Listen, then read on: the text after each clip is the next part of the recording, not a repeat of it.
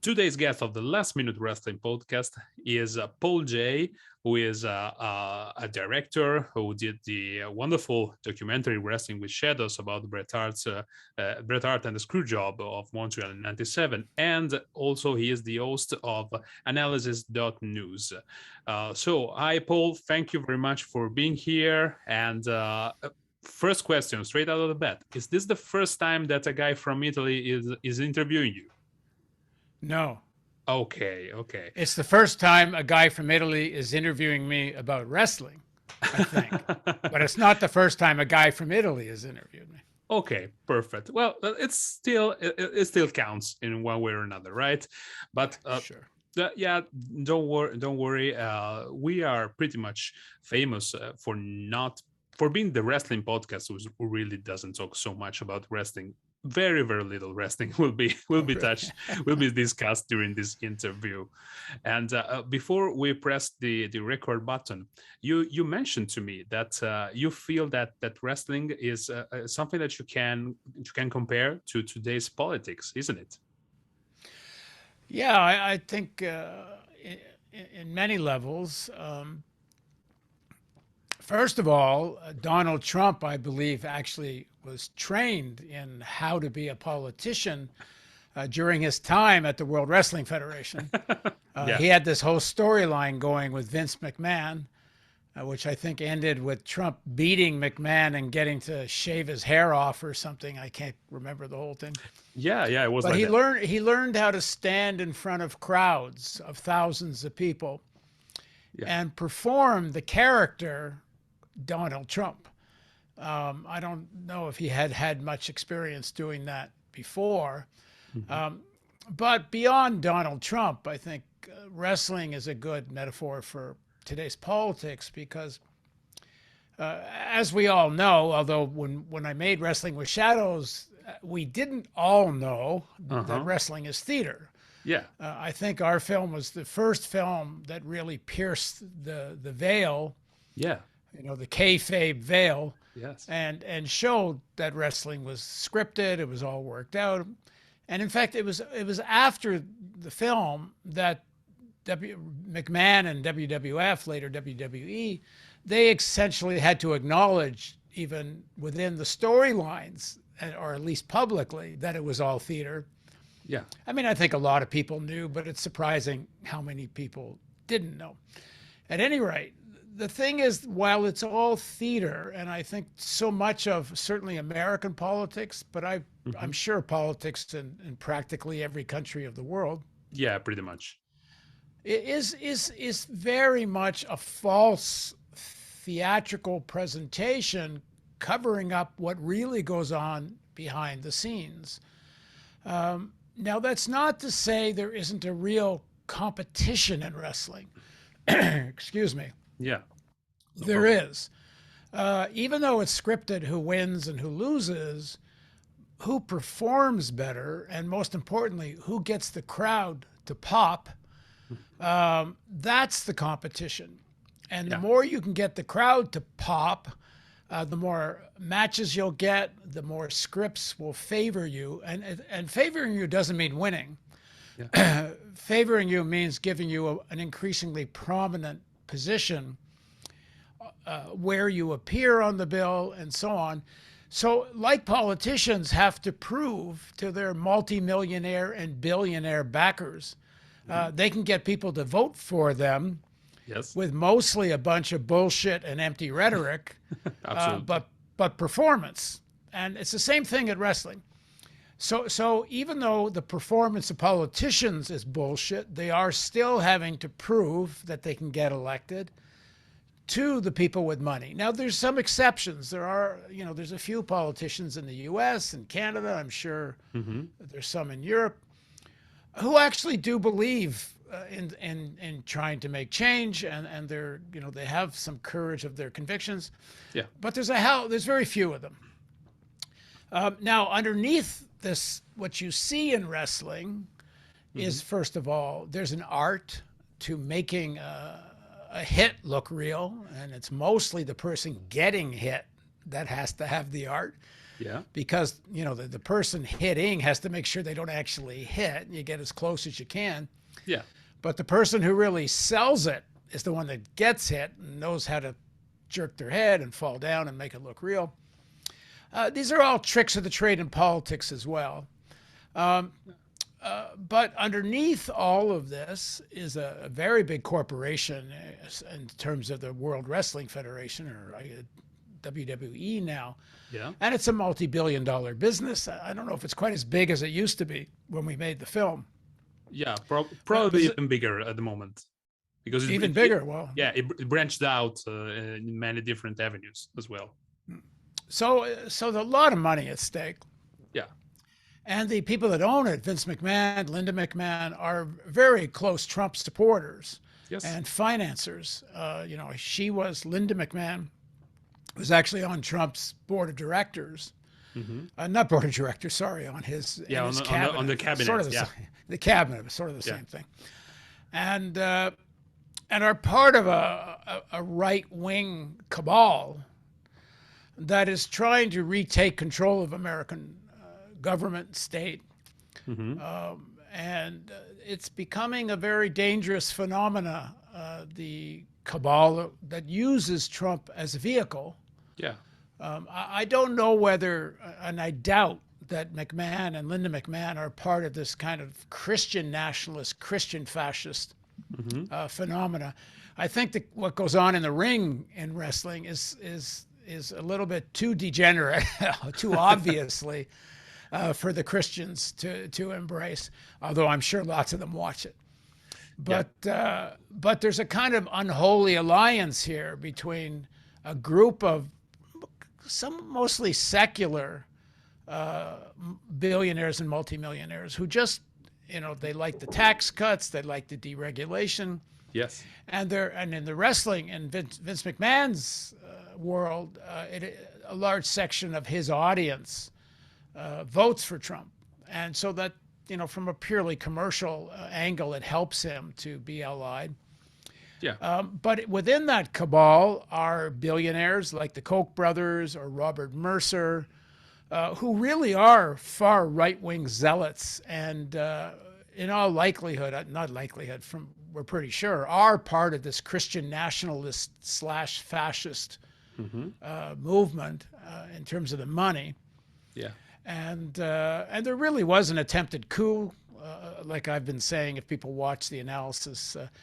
January 6th was just it was just the final act of a failed coup. The real coup attempt happened before January 6th. So this wrestling cabal, the wrestling show, is like the theater. Like you take what's going on in Ukraine now. Yeah. You have a great deal of theater taking place on all sides of this. Like, why is the United States and Western Europe, why on earth are they refusing to simply say Ukraine will never become part of NATO? Well, it's because, it's a pissing mess. It's posturing. It's this sort of geopolitical strategic thinking. Yes. Which is very much driven by the military-industrial complex. They know they can make money out of almost war. I mean, they make money out of war too, but they can make tons of money out of almost war. Now, I think everybody knows that there is no way NATO is ever going to have Ukraine in it. There's no way all of Europe will agree to it. Even the United States, in spite of all the rhetoric, I can't believe they actually want Ukraine in NATO. Do they actually want an obligation to have to send troops into Ukraine? Very unlikely. Yeah. So what the hell is this all about? Why don't you just say, okay, for the next 35 years, we won't even ask Ukraine to be in? Well, because this tension serves geopolitical agendas mostly linked to arms manufacturers. Yes. Now, flip it on the other side.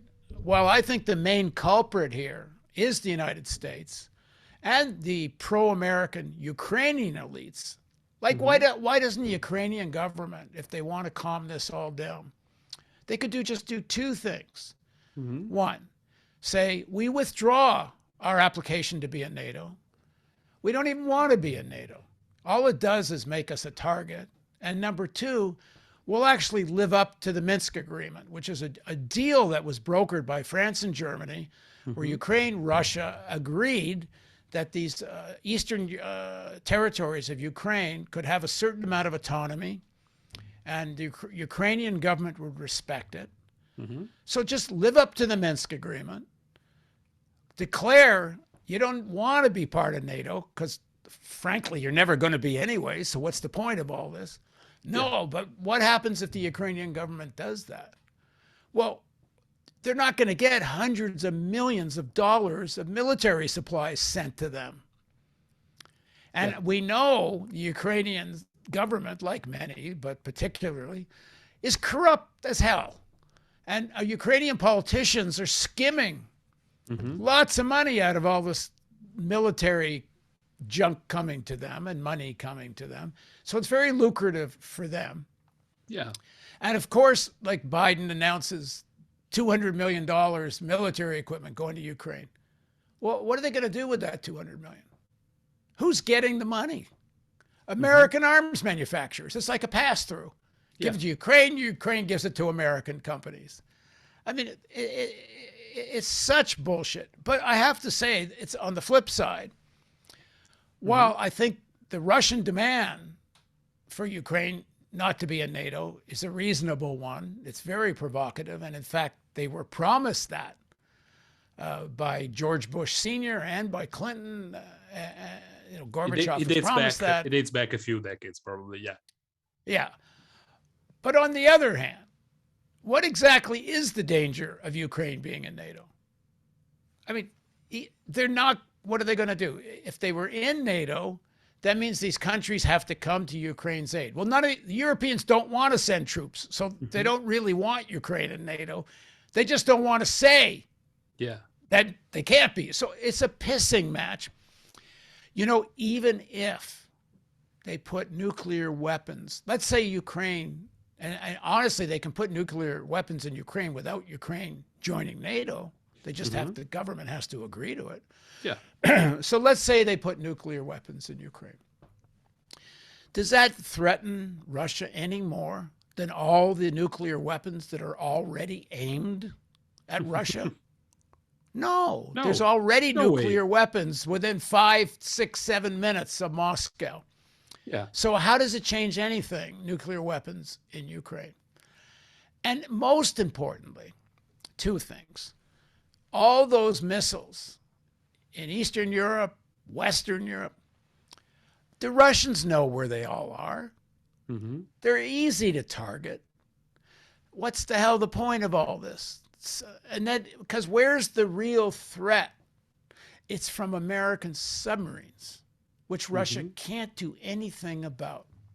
Okay. But hold on. Russia has submarines. They can target the United States, and the U.S. can't do anything about it.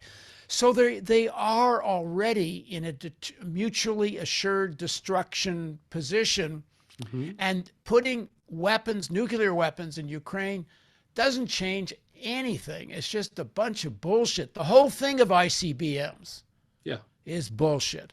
It's money making. The military-industrial complex in the United States, to a lesser degree, but significantly, the military-industrial complex in Russia, and you can throw China in too, but that's not the Ukraine story. They're all making a killing out of almost war in Ukraine. I don't see any reason why Russia would actually invade Ukraine. Yeah. But it's a great psychological warfare. And it's like, I believe it's like wrestling theater. Yeah. But here's the rub. When Bret Hart, this is after he had gone to the, WCW. What was it, WCW or whatever, the other wrestling federation. Yeah.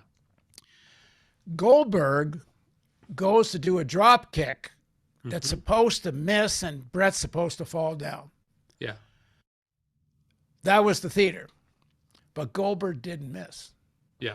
Goldberg hit Bret in the head and caused brain damage As a result of that hit, Bret later had a stroke, Mm-hmm. ended his wrestling career. Yes. So as scripted and theatrical as wrestling is, shit happens. People really do get hurt. And the same thing in Ukraine. Yeah. As theatrical and posturing, as pissing match as this is, shit happens. Accidents happens. Things get out of control. Some shooting starts on one side because some soldiers, get excited and shooting gets back and it looks like something's going to fire. Both the United States and the U.S. have what Daniel Ellsberg, he's not the only one. I'm working with Daniel Ellsberg, who released the Pentagon Papers. I'm working on a documentary film with him based on his book, Doomsday Machine. Both Russia and the United States have nuclear doomsday machines. Yeah. And both can be triggered by serious, on-the-ground, conventional conflict. If it looks like one side or the other is actually drawn into conventional conflict and it looks like they're losing, the American war plan has always been that triggers a first strike. So accidents happen. A conventional fight can break out. Yeah. In 1983, at a time of extremely high tension between the United States and Soviet Union, Reagan was making all kinds of threats and language about it's time for the fall of the Soviet Union and we're coming to get you. He was even caught off mic making a threat. Andropov, the president of the Soviet Union, was sick. Yeah. And starting to really fear the U.S. was getting serious about a first strike. Well, right at that moment, Soviet radar picked up a bunch of what looked to them like American missiles on their way. And only because the guy in charge of the radar station didn't know whether to believe it or not, and knew Andropov was in a state of mind that he would simply fire at the United States in a preemptive strike. Yes. He didn't tell Andropov what he saw on the radar. Now, it turned out that the Russian scientists had planned for all kinds of things, including the radar hitting the moon and bouncing back. But in the algorithm they'd written to account for that, there's one day of the year, which they didn't realize, the way the radar bounced back off the moon would make it look like incoming missiles. Okay. I see So shit can happen. So the situation in Ukraine, it's extremely dangerous. And again, like in wrestling, as theatrical and posturing and pissing match as it is, it can actually get dangerous.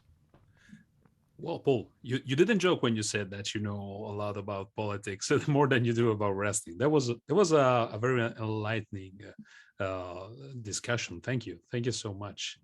And speaking of shit happening, well,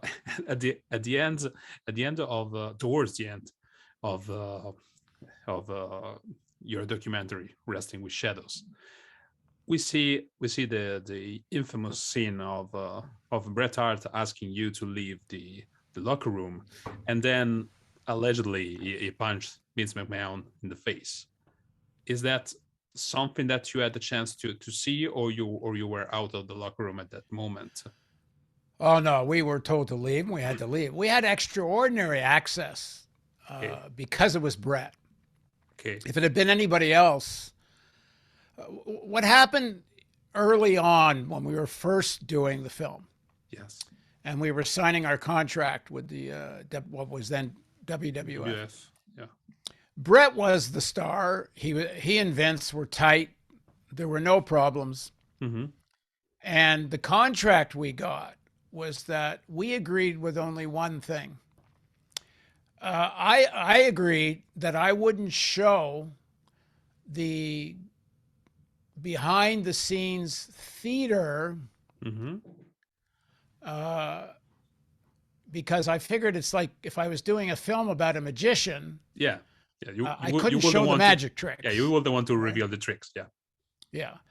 But the deal was it was up to Bret what could go in or not. Only on that one issue, not on anything else. Bret had no creative control of the film other than what could I show of the behind the scenes scripting and all that.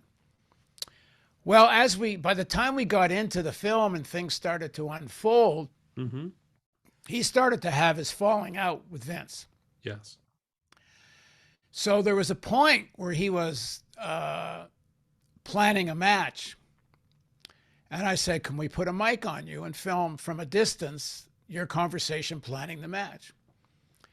And he thought about it and he said, you know what? Fuck it, go ahead. It was getting to a point he just didn't care anymore. Plus, he knew that on this one issue, later on, he could ask me not to include it. So from that point on, he said, look, film whatever you want. I'll wear a mic anytime you want me to. And later, we'll figure out if there's any issues. And as I say, the more we got into the filming, the more antagonistic his relationship with Vince got.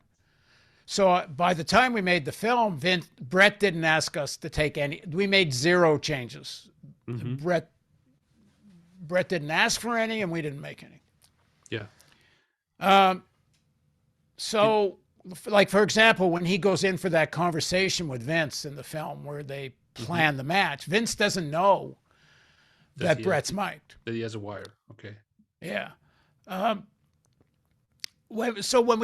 because it's Bret, we were able to have access to the dressing room.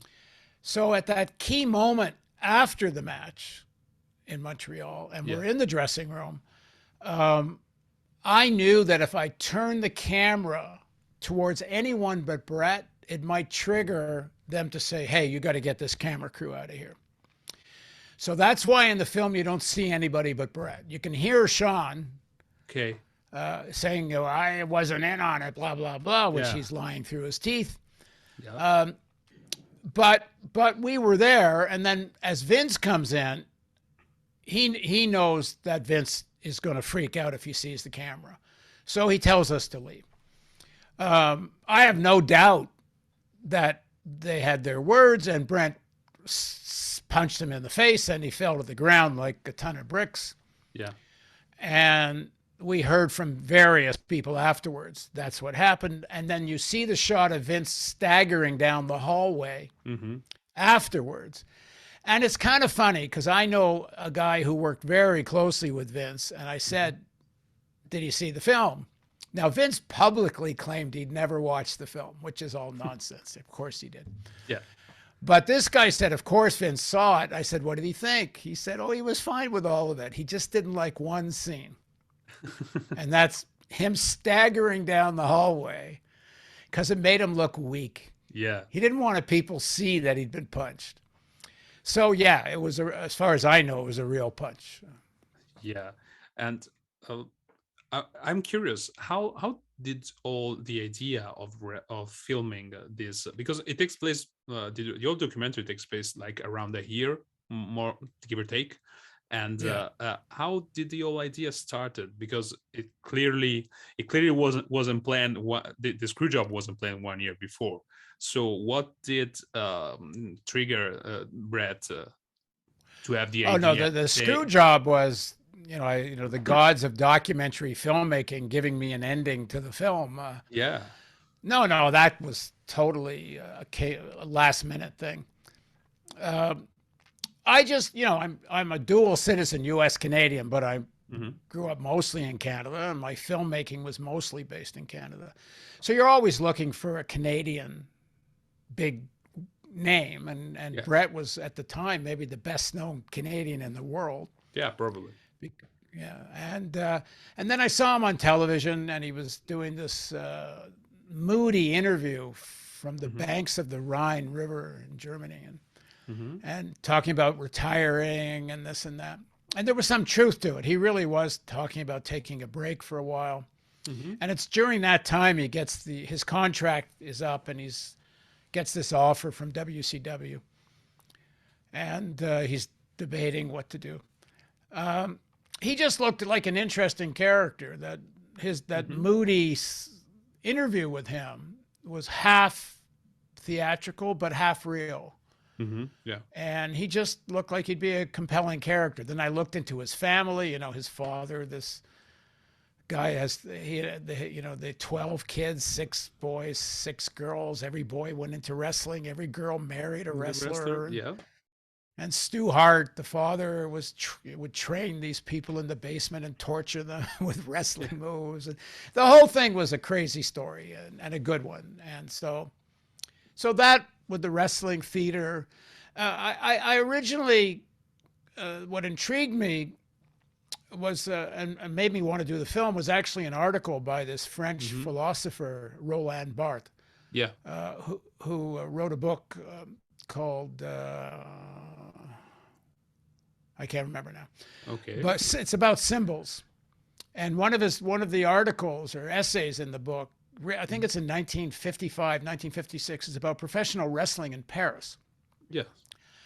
And there's this wonderful quote about wrestling being light without shadows, emotion without reserve, and about how wrestling characters play these iconic characters like in Greek mythology. Somebody plays courage, somebody plays coward, somebody plays, the betrayer, and so on.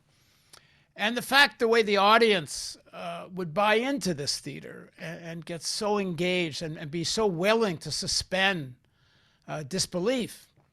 And for a lot of the audience, knowing that this was theatrical fighting, but still it's so well done. It's so artful.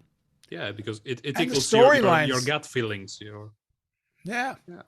Anyway, so all that intrigued me, and I sold the film, and I got BBC came into it, Arte in Europe came into it, A&E in the US, and Canadians. And so basically, it was you that... And then the fight with Vince McMahon broke out when we were almost near the end of the film.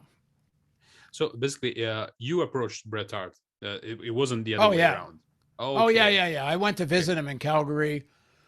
I was out actually at the Banff Television Festival, which I used to go to, and which is near Calgary. Yeah, I went, knocked on his door, and asked him if he wanted to do it, and eventually he said yeah. Okay, how was working with him? Because since you're not a wrestling fan, I assume you had like a different relationship. You weren't starstruck, possibly. I don't know. No. I wasn't starstruck. I've worked with lots of big names in various ways. He was, I liked him. I found that, and the thing I guess in some ways, one of the things at least I liked the most about him is he really respected, loved the audience. I saw a lot of other wrestlers behind the scenes, and they actually had mostly contempt for the audience.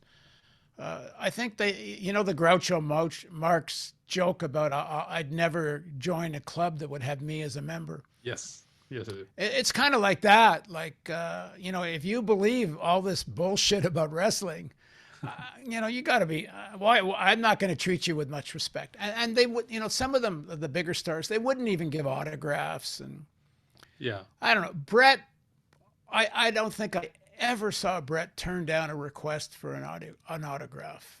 Even if it held him up late after a long show.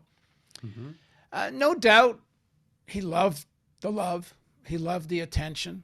But so did the other guys. They loved the attention, but they didn't treat people well. Yeah. And Bret was a thoughtful guy. As you can see from the film, he takes his character seriously. Yeah. When Bret wants to turn him into a heel in Montreal near the end, and have him lose, he didn't want to disappoint his fans. It was this character of the Hitman being a good guy. It really did mean something to him. Now, Vince had turned him into kind of a heel in the United States. Yes. And a hero in Canada because he had all this anti-American stuff. But that was okay with Bret. I mean, that's mostly how Canadians feel anyway. Part of the Canadian identity is Yeah. not liking U.S. control of Canada and the Canadian healthcare system and so on. And Yes. those scenes in the film are some of my favorite, where Bret's in Alberta, which is the most conservative province in our country, Hmm. bragging about Canadian healthcare and all that. Yeah, that's a great scene. So he was, honestly, he was great. He was great to work with. There was no arrogance. He wasn't a prima donna. He was very cooperative. So he was one of the people I've done films with that was best to work with. Yeah, and as you said before, you were able to catch a moment in time where everybody got to peek through the curtain and see what was really happening in wrestling. Because nowadays people often forget that Vince McMahon was known as a commentator back then. He wasn't necessarily known as the owner of WWF, and all of this kind of stuff. And now we see like someone like Triple H, who eventually ended up marrying Vince's daughter, and so on and so forth. And at the time, he wasn't even one of the most prominent wrestlers. But we see Who, Triple H? Hunter Hearst Helmsley. Yeah. No, Yeah. he was pretty. He'd become fairly prominent because he was part of that DX thing with Shane. Yeah, Triple absolutely. X, yeah. But behind the scenes, he was already like politicking his way up, and it seemed like that people, at least the people behind the scenes, knew about it. For example, Julie Hart, she seemed to know about this. Uh, do you recall like anything else than what we've seen in the movie, like from someone like Triple H or Shawn Michaels, or like they're acting weird and in a suspicious way or something like that? Well, for people that follow wrestling, they know that Shawn Michaels and Hunter, they all have admitted to what really went on. Mm-hmm. That essentially they conspired with Vince Yeah. to have an ending that wasn't scripted and make Bret lose. They justify it because it was good for business. It's like the mafia, Tony Soprano. It's not personal. It's just good for business. Yeah, it is good for business. But at the time, I don't know that I knew that. I don't think Hunter was so on the inside as he became later. Mm-hmm.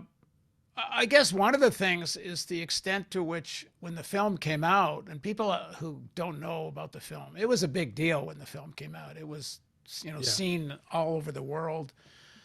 Certainly, anyone interested in wrestling probably watched the film back then. Yeah. And as you say, his role wasn't really so known, but he came out of the film.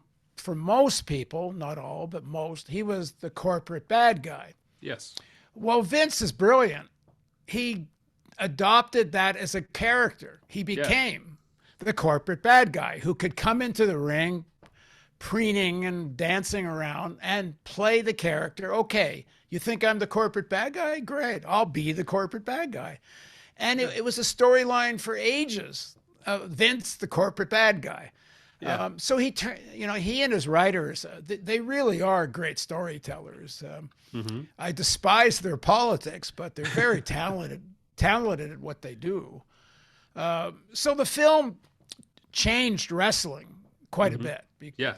Both in terms of exposing what it really was, but also, how the storylines evolved. Yeah. And did you had the chance to talk with Vince at all, like where you were received behind the scenes or stuff like that? A little bit, not a lot. I mean, he was certainly aware of the film. We filmed him several times. We had scheduled a sit-down long interview with him, and we were just trying to arrange the time. Mm-hmm. And then the shit broke out in Montreal, and I don't know if you know the story. Afterwards, he tried to stop the release of the film. Oh, okay. No, I didn't know that. Oh yeah, that's That was a big story. That was a front page story in Hollywood Reporter, Okay. which is like one of the main trade newspapers in Yeah. Hollywood. Yeah, I guess I can tell that story quickly. Yeah, go ahead.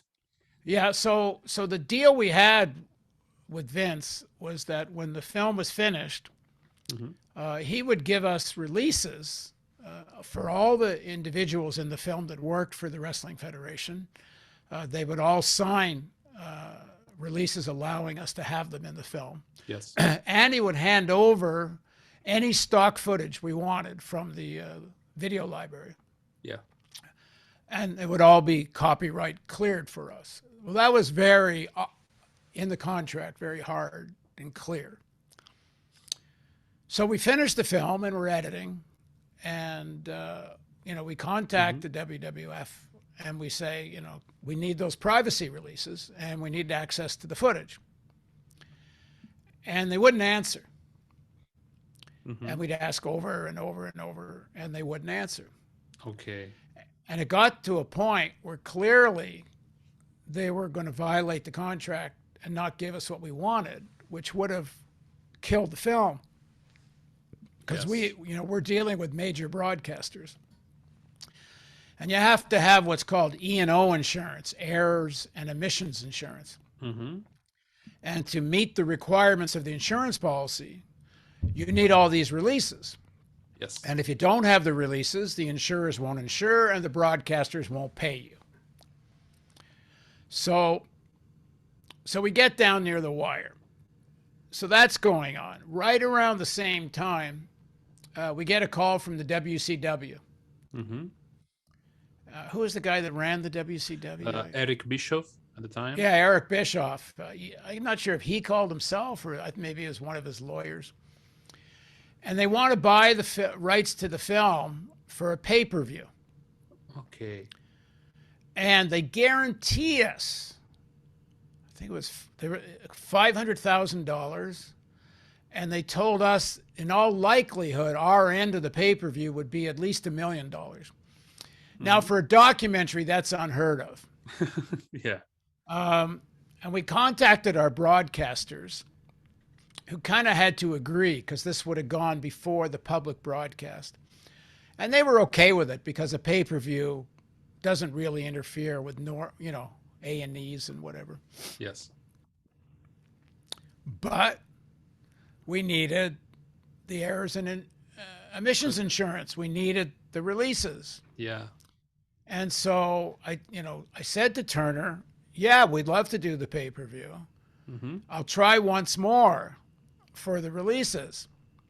And they said to me, well, if they don't give you the releases, we'll help you sue them. Okay. So I sent a fax to Vince and his lawyers. This is like on a Wednesday.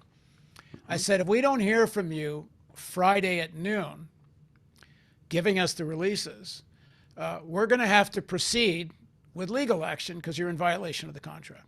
Yes. And the Turner lawyers, Turner owned WCW. The Turner lawyers had told us we had a slam dunk case. That was their language, which lawyers don't usually like to use. Yeah. But it was very clear in the contract they owed us this stuff. So I said Friday at noon, or we're going to start litigation. And, we'll get an injunction or something to make you give us the footage. So at noon, we get a fax from 5 minutes to 12 noon. We get a fax from WWF. They said, you can have your releases and you can have your footage, but on one condition.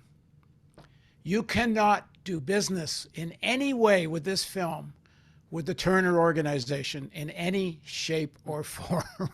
You can't do anything with the WCW. And you can't do anything with anything to do with Turner, which would have been connected to Warner Brothers as well. Because at that point, Warner Brothers had made us an offer for the DVD release.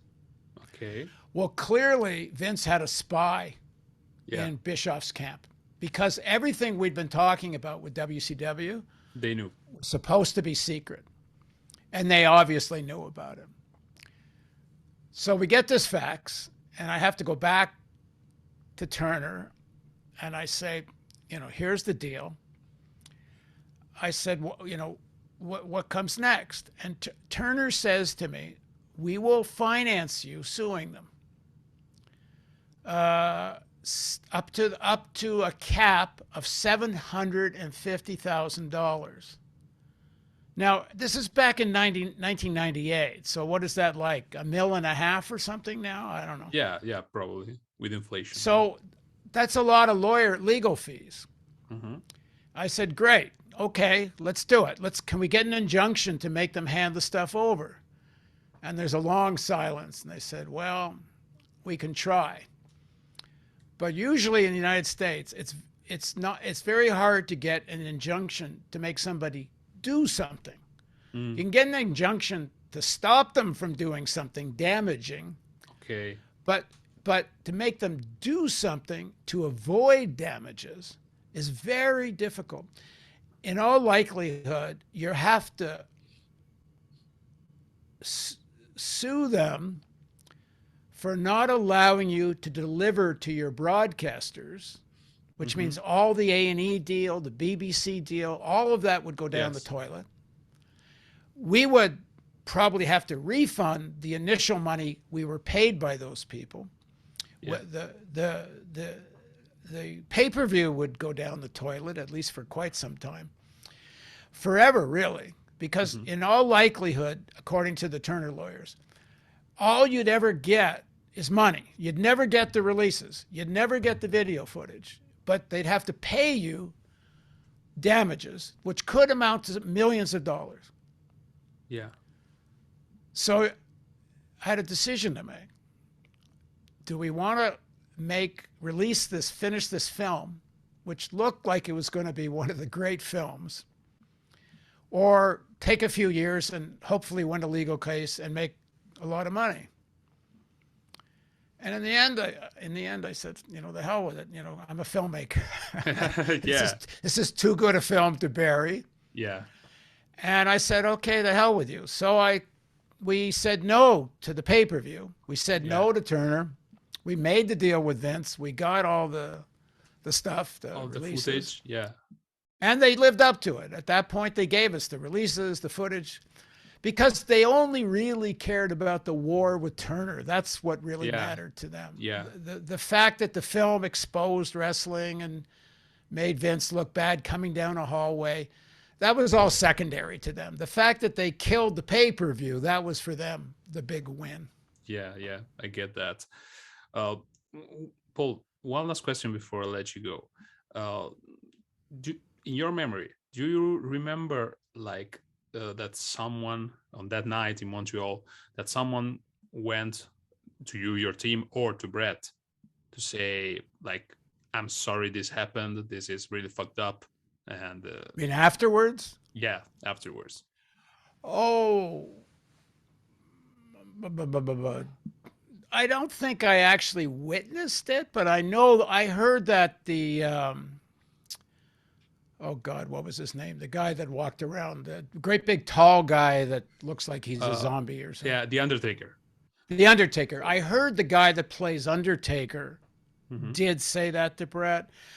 I know a lot of the guys were extremely disturbed about it at the time because not so much necessarily what happened to Bret. It was that to violate a script can be really dangerous. That you're in many of these situations, you're kind of putting your life on the line. So once it's agreed what should be done, you don't change the script because somebody can get hurt. Yeah. So a lot of the wrestlers were very disturbed that an agreed outcome was changed. I heard that from various people indirectly. Later, I think a lot of the guys, they made their money out of the Wrestling Federation. Yeah. A lot of them bought Vince's argument, I can't have my guy go to the other federation still wearing my belt, even though Vince had offered to give up the belt. Yeah. But Vince, and this is what one of the more important parts of the film, Bret's on camera saying Vince treats his wrestlers like circus animals. Mm-hmm. And especially back then, the wrestlers did not get paid very well, except for like a Hulk Hogan or a Bret, but A Bret everyone Hart, else yeah. pretty bad. A lot of them got hurt. Many of them were on steroids and wound up with brain injuries. The suicide rate is ridiculous amongst Yeah. retired wrestlers. Even the numbers of people that are in the film that are dead in one way or another Yeah. because of Staggering, their role. Starting with Bret's brother, who unfortunately. Yeah. was killed because of the negligence of the Wrestling Federation. In fact, they had to pay Owen Hart's wife, what was $13 million Yeah. out of a civil litigation suit.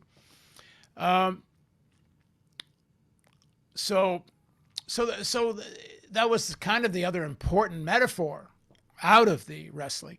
It's like the way workers are treated, Yeah. especially ununionized workers. They're treated like animals, and that's how those wrestlers were treated. Yeah. Yeah. I see that. And all those years after, are you still in touch with Brett? Yeah, yeah. I would say at least once a year or so we talk, or if when I was living in Baltimore for a while, if he was in that area, he'd call and we'd catch up, or in Toronto. I haven't seen him now, maybe for a couple of years. Yeah. But his daughter called me the other day about something, and yeah, we're Yeah. still we're friends. We're still in touch in some ways.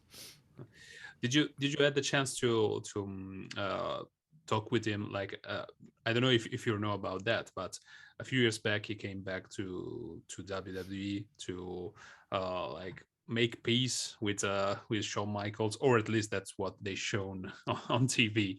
Do you know how their relationship is right now? Uh, yeah, I remember when he made up with Vince. Hmm. That was sort of the big deal. I think he actually talked to me about it, what I thought when Vince was asking him to come back and make a few appearances, Yes. and uh, and we talked about it. I didn't. Why not? It, in the end, it was about a piece of theater, and yeah, he was betrayed by Vince, but it's not like he got killed or something. He did. He went to the WCW and he made a lot of money. Yeah. Uh, and so, I mean, I didn't see any big reason for him not to. And he kind of felt like he wanted, one, he could use the money. Vince Yeah. was going to pay him decent money to come back. And in the end, it was a business. So uh, he certainly didn't feel that way at the time, Brett. Brett was Oh yeah. really betrayed. And as the film shows, to a large extent, Vince had become a new father figure for Yeah. Brett in a very real way. So when Vince betrayed him, it was like his second father betrayed him. Yeah. But after a few years, he got over the hurt of that.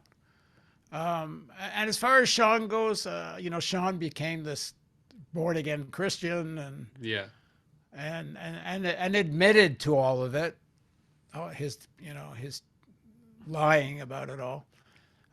So yeah, I think it's fairly genuine that he sort of made up with Shawn. Okay.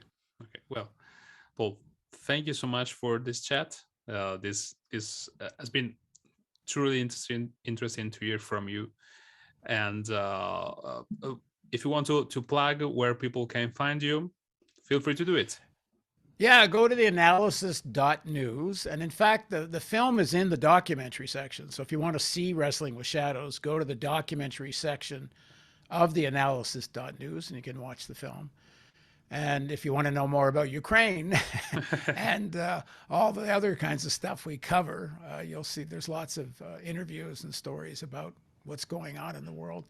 And they're all in the same spirit. We try to pierce the theatrical bullshit of how news is covered by mainstream media and get to the real core of what's happening.